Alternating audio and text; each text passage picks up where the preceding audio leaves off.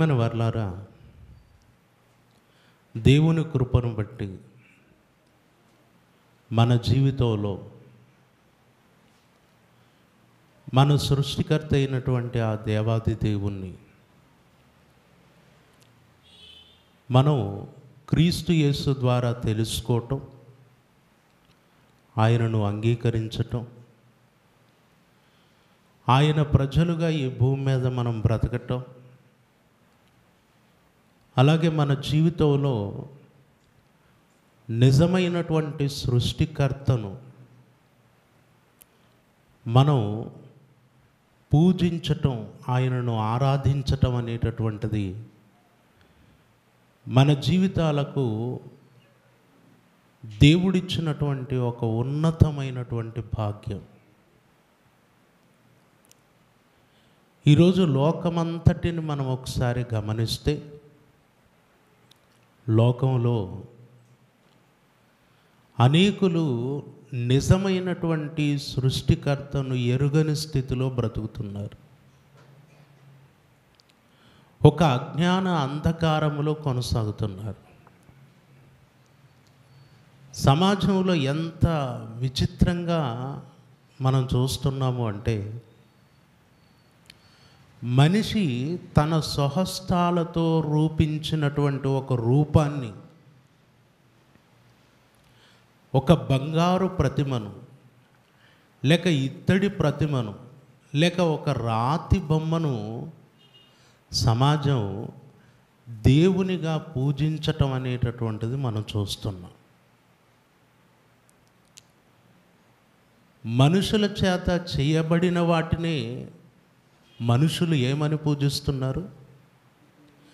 మనుషుల చేత చేయబడిన వాటినే మనుషులు, ఇదిగో ఇది మా సృష్టికర్త, మా దైవము, మా దేవుడు అని పూజిస్తున్నారు. ఇది నిజంగా ఒక అజ్ఞానము. నిజమైనటువంటి దేవుణ్ణి ఎరుగని స్థితిలో సమాజం కొనసాగుతూ ఒక అంధకారములోనికి దిగజారిపోయింది అని చెప్పటంలో ఏమాత్రం సందేహం లేదు. మన కళ్ళ ముందున్నటువంటి ఈ విశాలమైనటువంటి విశ్వం, మనం ఈ విశ్వములో మనం బ్రతుకుతున్నటువంటి బ్రతుకు, అలాగే ఈ సృష్టి యావత్తును మనం అనుభవిస్తున్నటువంటి తీరు, ఇదంతటిని ఒకసారి మనం ఆలోచిస్తూ మన సృష్టికర్త ఎవరు, మన కళ్ళ ముందున్న సృష్టి ఇంత అద్భుతంగా ఉంది, దీనిని కలగజేసిన వాడు ఎంత గొప్పగా ఉంటాడు, అసలు మనం ఆయనను చూడగలమా, ఆయనను మనం అర్థం చేసుకోగలమా, ఆయన ఎంత ఉన్నతంగా ఉంటాడు అన్నటువంటి ఒక ఉన్నతమైన ఆలోచనలోనికి మనిషి వెళ్ళిపోకుండా ఈ ప్రకృతిలో సృష్టికర్తను ఎలా చూస్తున్నాడు మనిషి? ఎందులో చూస్తున్నాడు? ఎందులో? ఒక రాతి బొమ్మలో, తన స్వహస్తాలతో నిర్మించబడినటువంటి ఒక వస్తువులో సృష్టికర్తను చూస్తూ ఉన్నాడు. ఇదే దేవుడు, ఇదే నా సృష్టికర్త అన్నటువంటి ఒక అజ్ఞానం ఈరోజు మానవ సమాజంలో కనబడుతుంది. ఇలాంటి అజ్ఞానములో ఉన్నటువంటి సమాజములో మనము ఒకప్పుడు ఉన్నాం. కానీ క్రీస్తు యేసు ద్వారా ఆ అజ్ఞాన అంధకారములో నుండి విడిపించబడి నిజమైనటువంటి సృష్టికర్త యొద్దకు మనం చేరుకున్నాం. ఇప్పుడు మన జీవితాల్లో మనకున్నటువంటి ఒక గొప్ప భాగ్యం ఏంటంటే, మనం సృష్టిని కాదు పూజించటం, సృష్టికర్తను. ఇదిగో మన జీవితాల్లో మనకు కలిగి ఉన్నటువంటి ఒక గొప్ప భాగ్యం ఏంటంటే, ఇదిగో మనిషి చేత చేయబడిన దానిని కాదు పూజించటం, మనిషిని చేసిన దేవునిని పూజించటం అనేటటువంటిది మన జీవితాల్లో మనకు కలిగినటువంటి ఒక గొప్ప భాగ్యం. ఈరోజు మనమందరము కూడా సంఘముగా కూడి వస్తున్నది ఒక మనిషి చేత చేయబడినటువంటి ఒక విగ్రహం వద్దకు రావట్లా. మనం వస్తున్నామండి ఒక రాతి బొమ్మ దగ్గరకు వస్తున్నామా? కాదు. ఒక బంగారు ప్రతిమ యొద్దకు వస్తున్నామా? ఆ ప్రతిమ చుట్టూ చేరి ఆ ప్రతిమను పూజించటానికి వస్తున్నామా? కాదు. సర్వ సృష్టికర్త అయినటువంటి దేవాది దేవుణ్ణి పూజించటానికి వస్తున్నాం. ఈ ప్రకృతిని కలగజేసినటువంటి సృష్టికర్త యొద్దకు వస్తున్నాం. మనల్ని తల్లి గర్భమందు రూపించినటువంటి దేవుని యొద్దకు మనం వస్తున్నాం. ఇది మన జీవితాలకు దేవుడు అనుగ్రహించినటువంటి ఒక ఉన్నతమైన భాగ్యం. దేవుడంటే ఈ సమాజానికి తెలియదండి. దేవుని గురించి ఈ సమాజానికి తెలీదు, మనకు కూడా తెలీదు. ఈ ప్రపంచానికి దేవుణ్ణి పరిచయం చేసింది, దేవుడంటే ఎలా ఉంటాడో చూపించింది 2024 సంవత్సరాల క్రిందట కన్యమరియ గర్భం ద్వారా ఈ భూమి మీద పుట్టినటువంటి యేసుక్రీస్తు. ఆయనే ఈ మానవ సమాజానికి దేవుడంటే ఎలా ఉంటాడో చూపించాడు. ఒకసారి చూడండి బైబిల్లో యోహాను సువార్త 1వ అధ్యాయం 18వ వచనం. ఎవడును ఎప్పుడైనను దేవుణ్ణి చూడలేదు, తండ్రి రొమ్ముననున్న అద్వితీయ కుమారుడే ఆయనను బయలుపరిచెను అన్నాడు. చూడండి, ఎవడును ఎప్పుడును దేవుణ్ణి చూడలేదు. ప్రత్యక్షంగా మానవుడు తన నేత్రాలతో తన సృష్టికర్తను చూడలేదు. అలాగే దేవుడు అంటే ఏంటో సమాజానికి తెలియదు. కానీ దేవుడు ఎవరో ఏంటో, ఆయన లక్షణాలేంటో, ఆయన క్యారెక్టర్ ఏంటో సమస్తమును ఈ భూమి మీద మానవ సమాజానికి బయలుపరిచిన వాడు యేసుక్రీస్తు, చూపించిన వాడు యేసుక్రీస్తు. అందుకే ఇక్కడ రాయబడింది, ఎవడును ఎప్పుడును దేవుణ్ణి చూడలేదు, తండ్రి రొమ్ముననున్న అద్వితీయ కుమారుడే ఏం చేస్తాడట? ఆయనను బయలుపరిచాడు, ఆయనను చూపించాడు. యేసుక్రీస్తు ద్వారా మనకు దేవుడెవరో తెలిసాడు. యేసుక్రీస్తు ద్వారా నిజమైనటువంటి దేవుని దగ్గరికి మనం చేరుకున్నాం. ఈరోజు నిజమైన దేవుని ప్రజలుగా, సర్వ సృష్టికర్త అయినటువంటి ఆ దేవాది దేవుని పిల్లలుగా ఆయన సన్నిధిలో మనము నివసించుట మనకు అనుగ్రహింపబడిన ఒక ఉన్నతమైన భాగ్యం. ఇప్పుడు మన జీవితాల్లో మనము చేయవలసినటువంటిది ఏంటి? ఆయన సన్నిధికి మనం చేరాం, నిజమైన సృష్టికర్తతో మనం ఉన్నాం. మన జీవితాల్లో మనం చేయవలసినది ఏంటి అంటే, కీర్తనల గ్రంథం 111వ అధ్యాయము 9వ వచనం చూడండి. ఆయన తన ప్రజలకు విమోచన కలగజేయవాడు, తన నిబంధన ఆయన నిత్యముగా ఉండ నిర్ణయించువాడు, ఆయన నామము పరిశుద్ధమైనది, పూజింపదగినది అన్నాడు. చూడండి, ఆయన నామము పరిశుద్ధమైనది, తర్వాత ఎలాంటిదట? పూజింపదగినది. మన సృష్టికర్త యొక్క నామం పరిశుద్ధమైన నామం, అలాగే పూజింపదగిన నామము. మనము పూజింపదగిన నామం. మన ద్వారా పూజింపదగిన వాడు ఆయనే అండి. మన ద్వారా ఆరాధింపబడవలసిన వాడు ఆయనే.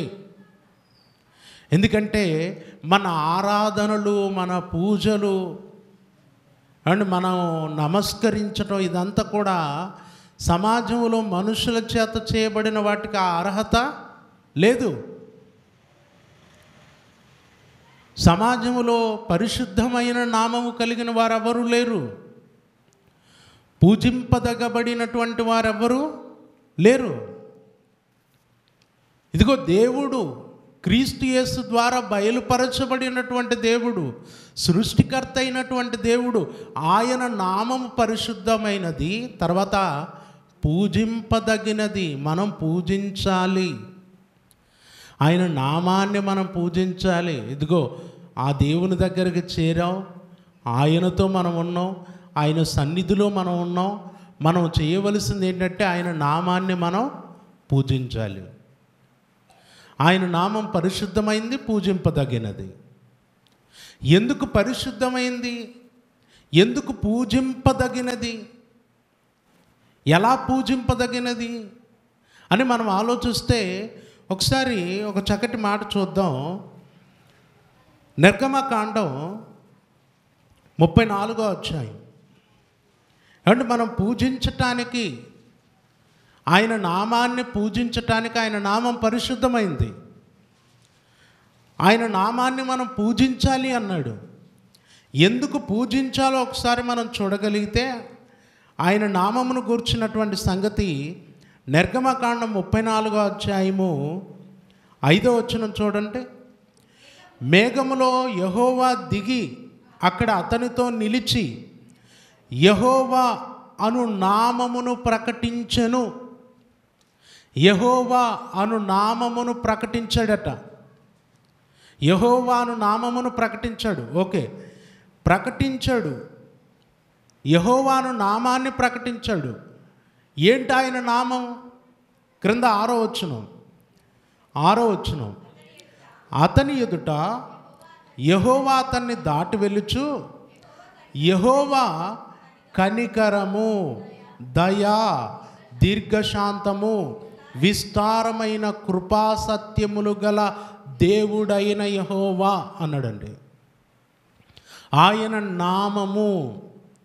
నామము అంటే మనం పేరు అంటాం. నామం అంటే ఏంటి? పేరు. ఆయన పేరేంటి?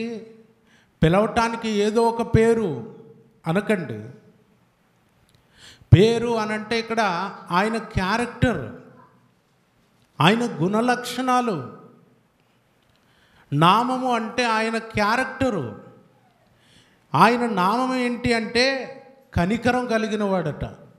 కనికరం, తర్వాత దయ కలిగిన వాడు, దీర్ఘశాంతం కలిగిన వాడు, విస్తారమైన కృపా సత్యములు గల దేవుడైన యెహోవా.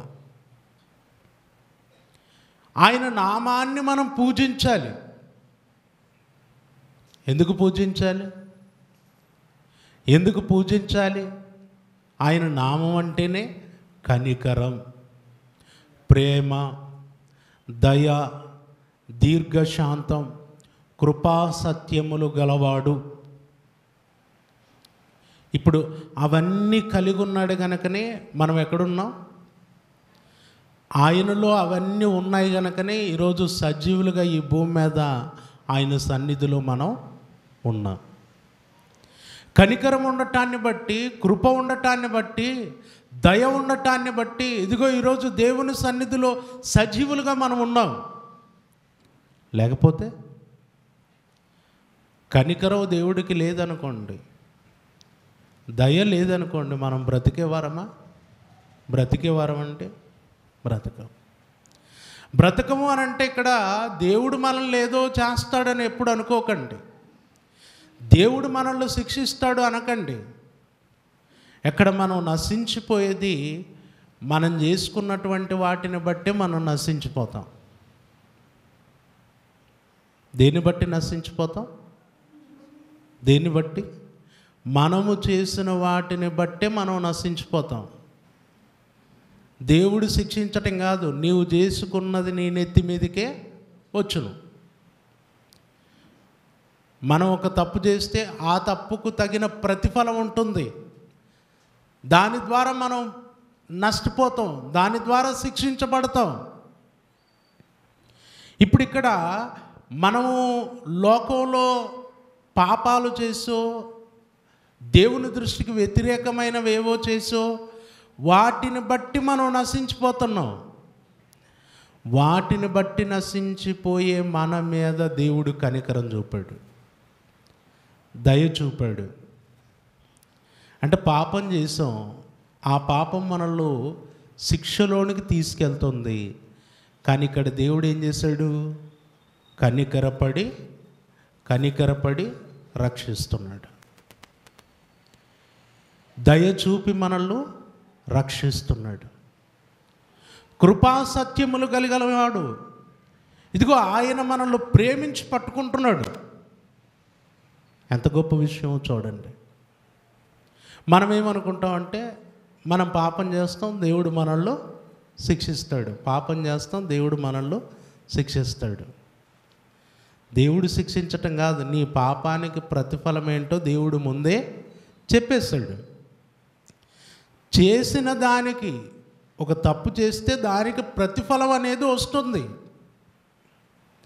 ఆ దేవుడు డైరెక్ట్గా నీకు శిక్ష వేయటం కాదు, అది దానికి ప్రతిఫలం ఏంటో చెప్పేస్తాడు, అయిపోయింది. అది ఏమంటే మన జీవితంలో మనం చేసే వాటికి ప్రతిదానికి ప్రతిఫలం వచ్చేస్తూ ఉంటుంది. అలా ఇప్పుడు దేవుడు ఎంత కనికరం కలిగిన వాడో చూడండి. మనం చేసిన వాటికి మనం అనుభవిస్తూ ఉంటే ఆయన వచ్చి మధ్యలో మనల్ని రక్షించేటటువంటి ప్రయత్నం చేశాడు, తప్పించేటటువంటి ప్రయత్నం చేశాడు, మన మీద కనికరపడ్డాడు. మీకు ఇంకా అర్థమయ్యేటట్టు చెప్పాలంటే, చక్కగా మనం ఒక గొయ్యి తీసుకొని ఆ తీసుకున్న గోతిలో మనమే పడ్డాం. గొయ్యి తీసింది ఎవరు? పడింది ఎవరు? నువ్వు తీసుకున్నావు, నువ్వే పడ్డావు. కానీ నువ్వు తీసుకున్న దాంట్లో నువ్వు పడితే కూడా నీ మీద కనికరపడి పట్టుకొని పైకి లేపేవాడు మన దేవుడు. ఎంత కృపామయుడో చూడండి, ఎంత కనికరం కలిగిన వాడో చూడండి. ఒకవేళ దేవుడు, ఒరే బాబు నీ ఇష్టమరా బాబు, ఎటు పోతావు అటు పో, ఇంకా నేనేం పట్టుకొని అన్నాడు అనుకోండి, ఒక్కడు బతకడు భూమి మీద. బ్రతుకుతారా? ఎవ్వరం బ్రతకం. మనం తీసుకున్న గోతిలో మనమే పడుతూ అలా వెళ్ళిపోయామనుకోండి, మునిగిపోతాం తప్ప బయటికి రాలేము. మనకేంటంటే గొయ్యి తీసుకుని లోపలికి వెళ్ళటమే తెలుసు, పైకి రావటం తెలీదు. తెలుసా అండి? తెలీదు. దేవుడికి తెలుసు మనల్ని ఎలా పైకి తీసుకొని రావాలో, దేవుడికి తెలుసు. అందుకే ఆయన ఏం చేశాడు అంటే, మనం పాపం చేసాం, మనం శిక్షలో ఉన్నాం, మనల్ని ఆయన కనికరపడి తప్పించే ప్రయత్నం చేశాడు. అందుకే కనికరం కలిగిన వాడు, దయ కలిగిన వాడు, దీర్ఘశాంతుడు, కృపా సత్యములు గలవాడు. తర్వాత ఆయనను గురించి ఒక చక్కటి మాట క్రింద ఉంది చూడండి, 7వ వచనం. ఆయన 1000 మందికి కృప చూపుచు దోషమును, అపరాధమును, పాపమును క్షమించును గాని ఆయన ఎంత మాత్రమును దోషులను నిర్దోషులుగా ఎంచక 3-4 తరముల వరకు తండ్రుల దోషమును కుమారుల మీదికి రప్పించునని ప్రకటించెను. పైన యెహోవాను నామమును ప్రకటించెను అని చూస్తాం. క్రింద ప్రకటింపబడినది ఏంటి అంటే, ఆయన కనికరము కలిగిన వాడు, దయ కలిగిన వాడు, కృపా సత్యములు కలిగిన వాడు, అలాగే 1000 మందికి కృప చూపువాడు. అంటే దోషమును, పాపమును క్షమిస్తాడు, దోషులను నిర్దోషులుగా మాత్రం ఎంచడు. ఇది ఆయన క్యారెక్టర్, ఇది ఆయన నామము అని ప్రకటించాడు. ఇప్పుడు ఆయన నామమై ఉన్నటువంటి ఆయన క్యారెక్టర్ను మనం చదువుకున్నాం కదా. అంటే ఆయన క్యారెక్టర్ను మనం చదువుకున్నాం కదా. ఇప్పుడు ఆయన క్యారెక్టర్ ఏదైతే ఉందో, ఆయన నామం ఏదైతే ఉందో, ఈ నామము పూజింపదగినదా కాదా? అంటే మీరు చూడండి, ఒక మనిషి బుద్ధి మంచిదనుకోండి, సహాయం చేసే స్వభావం ఉందనుకోండి, మన మీద జాలిపడే మనసు కలిగిన వాడు అనుకోండి, అతని గురించి ఎరిగినటువంటి మనం అతన్ని గౌరవిస్తామా గౌరవించమా? గౌరవిస్తాం కదా. మంచివాడిని మనం ఏం చేస్తాం? గౌరవిస్తాం. అంటే అతని యొక్క బుద్ధి మంచిదని తెలిసినప్పుడు అతన్ని మనం గౌరవిస్తాం. కొన్ని సందర్భాల్లో మన దగ్గరికి వాళ్ళు వచ్చినప్పుడు కావచ్చు, మన ముందు అలా వెళ్తున్నప్పుడు కావచ్చు, వాళ్ళ ముందు మనం కూర్చోటానికి కూడా ఇష్టపడం. ఎందుకంటే అతని క్యారెక్టర్ మంచిది, అతని లక్షణాలు మంచివి, అతని బుద్ధి మంచిది. కాబట్టి మనం ఏం చేస్తామంటే ఒక గౌరవం, మర్యాద, ఒక విలువ అనేది ఇస్తాం. అదే బుద్ధి బాగోలేనివాడు వచ్చాడు అనుకోండి, ఎంత పెద్దవాడైనా మనకు లెక్క చేయటానికి మనసు ఉండదు. ఒక వ్యక్తి యొక్క క్యారెక్టర్ మంచిదైతే అతన్ని మనం గౌరవించటానికి ఇష్టపడతాం. ఇప్పుడు దేవుని యొక్క క్యారెక్టర్ ఏంటో మనం చదువుకున్నాం. కనికరం కలిగిన వాడు, దయ కలిగిన వాడు, కృపా సత్య సమృద్ధి కలిగిన వాడు, ఎప్పుడు ప్రేమించేవాడు. ఇంత మంచి దేవుడు. ఇప్పుడు మనం ఆయనను ఏం చేయాలి? ఆయన నామాన్ని మనం పూజించాలి. పూజింపతగిన నామం అది. మనం సాగిలపడి నమస్కరించాలి. ఎందుకంటే ఆయన క్యారెక్టర్ అలాంటిది. మనం మన హృదయంలో నుండి ఒక కృతజ్ఞతార్పణ అర్పించాలి. ఎందుకంటే ఆయన నామం అంత గొప్పది. ఆయన నామం అంత గొప్పది. ఆయన నామము కనికరము, కృపా, దయ కలిగిందే కాదండి. ఒకసారి మనం క్రొత్త నిబంధనలో చూడగలిగితే అపోస్తుల కార్యములు 4వ అధ్యాయం 12వ వచనం, మరి ఎవని వలనను రక్షణ కలుగదు, ఈ నామముననే మనము రక్షణ పొందవలెను అన్నాడు. చూడండి, ఈ నామముననే రక్షణ. ఈ నామముననే అంటే యేసుక్రీస్తును గురించిన ప్రస్తావనది. యేసుక్రీస్తును రక్షకుని యొక్క నామం, ఆయన క్యారెక్టర్ ద్వారా మనకేం కలిగింది? రక్షణ. ఎవరి వలన రక్షణ కలగదు. అండ్ క్రింద అన్నాడు, ఆకాశము క్రింద మనుష్యులలో ఇయ్యబడిన మరి ఏ నామమున రక్షణ పొందలేము. మరి ఏ నామమున రక్షణ పొందలేము. ఇదిగో యేసుక్రీస్తు ద్వారానే రక్షణ అన్నాడు. యేసుక్రీస్తు నామముననే రక్షణ. ఎందుకంటే ఆయన క్యారెక్టరు ఇదిగో మన జీవితాలకు విమోచన కలగజేసేది, విడుదల కలగజేసేది.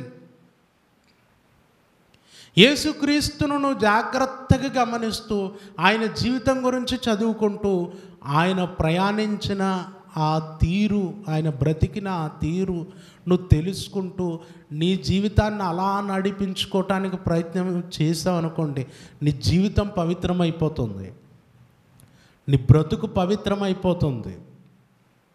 ఈరోజు మనం ఏంటంటే యేసుక్రీస్తుని చూస్తున్నామంటే యేసు ప్రభువును మనం ముందు పెట్టుకున్నామా? ఆయనేమో తన అడుగు జాడల యందు మనము నడుచుకున్నట్లు ఎలా ఉంచిపోయాడట? మనకు మాదిరి ఉంచిపోయాడు.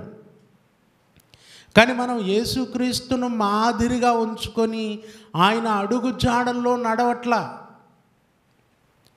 ఖచ్చితంగా ఆయన అడుగు జాడల్లో నడిస్తే, ఆయన జీవితం ఎలా ఉందో చదువుకొని, ఆయన బ్రతికిన విధానం చదువుకొని అలా బ్రతకటానికి మనం సిద్ధపడితే మన జీవితాలు కూడా పవిత్రం, అద్భుతం.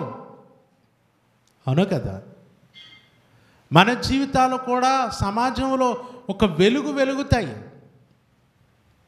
ఎందుకంటే యేసుక్రీస్తు యొక్క నామము, యేసుక్రీస్తు యొక్క జీవితం, ఆయన క్యారెక్టర్ అంత గొప్పది. ఆ పరలోకపు తండ్రి యొక్క క్యారెక్టర్ ఎలాంటిదో యేసుక్రీస్తు యొక్క క్యారెక్టర్ కూడా అదే. అంటే ఆయన నామం ఈయన నామం ఒకటేనా? అంతా ఒకటేనా? ఒకటే. మీరు చూడండి, మత్తయి సువార్తలో యేసుక్రీస్తుల వారు చెప్పారు,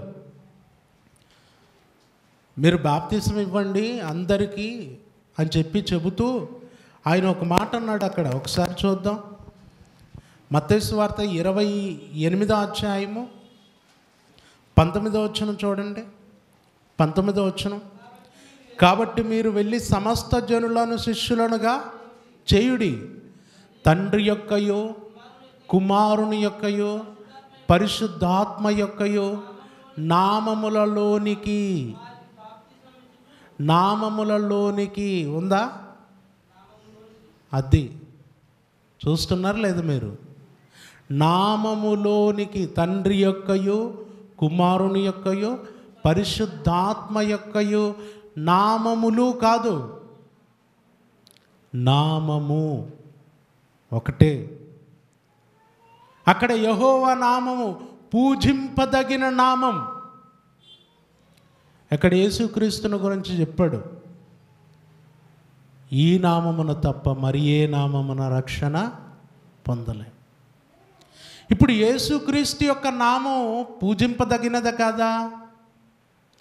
పూజింపదగినదా కాదండి? పూజింపదగినది. ఎందుకంటే ఆ నామముననే మనకేమొచ్చింది? ఆ నామముననే మనకు రక్షణ కలిగింది. ఆ నామం అంటే పరలోకపు తండ్రి నామమైనా యేసుక్రీస్తు నామమైనా అంతా ఒక్కటే. బైబిల్ చెప్పింది. కొంతమంది డివైడ్ చేస్తారు. ఇదిగో యేసుక్రీస్తుకు స్తుతి చెల్లించకూడదు, యేసుక్రీస్తును ఆరాధించకూడదు, తండ్రిని ఆరాధించాలి, యేసుక్రీస్తు ద్వారా ఆరాధించాలి. నామం ఒక్కటే అయినప్పుడు ఆ నామము పూజింపదగిన నామం, మన ద్వారా పూజింపదగిన నామం అది. అంటే యేసుక్రీస్తులో కనికరం ఉంది, పరలోకపు తండ్రిలో కనికరం ఉంది, పరలోకపు తండ్రిలో దీర్ఘశాంతం ఉంది, యేసుక్రీస్తులో దీర్ఘశాంతం. అండ్ పరలోకపు తండ్రి యొక్క దీర్ఘశాంతాన్ని తెలుసుకోవాలంటే కొంచెం టైం పడుతుంది మనకు. కానీ యేసుక్రీస్తు యొక్క దీర్ఘశాంతం చూడండి, ఆ శిలువ మరణం ఆ సందర్భం చూడండి, ఎంత దీర్ఘశాంతం. అందరూ ఆయనను ఏళనగా మాట్లాడుతూ ఉమ్మివేసి కొట్టి అవమానపరిచి సిలువేస్తే ఏమన్నాడు? తండ్రి, వీరేమి చేయుచున్నారో వీరెరుగరు గనక వీరిని క్షమించుము అన్నాడు. ఆయనలో ఉన్న దీర్ఘశాంతం, కనికరం, పరలోకపు తండ్రిలో ఏవైతే ఉన్నాయో అవి యేసుక్రీస్తులో మనం చూస్తాం. ఆ పరలోకపు తండ్రి నామమే యేసుక్రీస్తు నామం. ఒకటే క్యారెక్టర్. అందుకే ఈ నామము పరిశుద్ధమైనది, మనము పూజింపదగినది. ఎందుకంటే ఈ నామము ద్వారానే మనకు రక్షణ, పాప క్షమాపణ కలిగింది.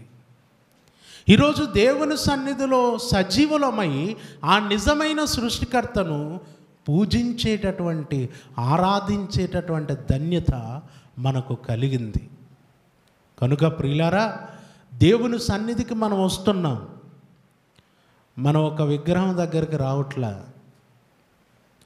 ఆత్మయ్య ఉన్న దేవుణ్ణి ఆత్మతో సత్యముతో ఆరాధించటానికి మనం వచ్చాం. ఆయనను పూజించటానికి వచ్చాం. ఇక్కడికి వచ్చి మనం ఆయన నామము పూజింపదగినది గనక మనం ఏం చేయాలి అంటే ఆయన నామాన్ని జ్ఞాపకం చేసుకోవాలి. ఆయన నామము కనికరము కలిగిన నామం, దయగలిగిన నామం, దీర్ఘశాంతము, కృపాసత్యములు, ఇవన్నీ మనం జ్ఞాపకం చేసుకోవాలి. ఎందుకంటే ఈరోజు కనికరం మనం పొందాం, దయ పొందాం, ఆయన దీర్ఘశాంతం వల్ల బ్రతుకున్నాం, కృపాసత్యములు మనం పొంది ఉన్నాం. ఇవన్నీ మనం జ్ఞాపకం చేసుకొని ఆయన పరిశుద్ధ నామాన్ని ఏం చేయాలి? పూజించాలి, కొనియాడాలి, కృతజ్ఞతాస్తుతులు చెల్లించాలి. దేవా, నువ్వు కృప చూపినందుకే, నువ్వు కనికరపడినందుకే ఈరోజు నీ సన్నిధిలో మేము సజీవులుగా ఉన్నాము. క్రీస్తు యేసు ద్వారా మమ్మల్ని రక్షించావు, ఇంత గొప్ప భాగ్యాన్ని మాకు ఇచ్చావు అని ఆ నిజమైనటువంటి దేవుణ్ణి ఆత్మతో సత్యముతో మనం ఆరాధించటానికి మనం సిద్ధపడాలి. మన జీవితంలో ప్రియులారా, దేవుడికి మనం ఏమిచ్చినా ఆయన రుణాన్ని మనం తీర్చుకోవటం మన చేత కాదు.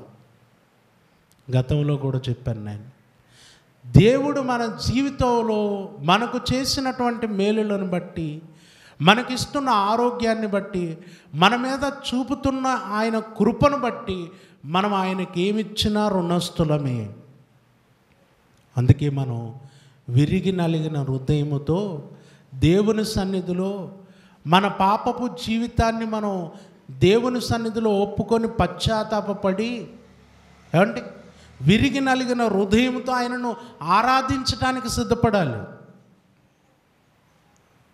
ఆయనకు హృదయపూర్వకమైనటువంటి కృతజ్ఞతార్పణ అర్పించాలి. అదే దేవుడు కోరుకుంటున్నాడు. అదే మన ద్వారా ఆయన ఆరాధింపబడాలి. మన స్తుతులపై ఆసీనుడు కావాలి. అది దేవుడికి కావాలి. ఈరోజు నీవు నేను దేవుడి కొరకు ఏమని చేయగలమా? ఏమన్నా ఇవ్వగలమా? గతంలో చెప్పాను నేను, అసలు ఏది ఇచ్చినా దేవుడు ఇచ్చిందే మనకు. దేవునికి మనం ఏది ఇచ్చినా ఎవరిచ్చింది? అది ఎవరిచ్చింది? దేవుడిచ్చిందే. దేవుడిచ్చిందే మనం ఏం చేయాలి? మళ్ళీ దేవుడికి దేవుడిచ్చిందే దేవుడికి ఇవ్వటానికి దేవుడు మనకి జీవితాన్ని ఇవ్వలేదు. ఇదిగో దేవుణ్ణి మనం పూజించటానికి, ఆరాధించటానికి ఈ రక్షణ, ఈ విలువైన జీవితాన్ని దేవుడు మనకు ప్రసాదించాడు. కనుక నీ జీవితంలో ఇప్పటికే దేవుడి విషయంలో నువ్వు ఏం చేస్తావో, ఎలా చేస్తావో నీకు తెలుసు. దేవుడికి నువ్వేమిచ్చావో నీకు తెలుసు. దేవుని కొరకు ఎంత త్యాగాలు చేసావో నీకు తెలుసు. ఎంత త్యాగం చేసిన ఆయన రుణం నువ్వు తీర్చలేవన్న సంగతి కూడా నీకు తెలుసు. కనుక ఒక్కసారి దేవుని సన్నిధిలో మోకరించి ఆయనను హృదయపూర్వకంగా ఈ దినమున నువ్వు ఆరాధించటానికి సిద్ధపడుట ఎంతో మంచిది. ఆయన నామం పూజింపదగినది. పూజించటానికే ఆయన మనల్ని రక్షించాడు.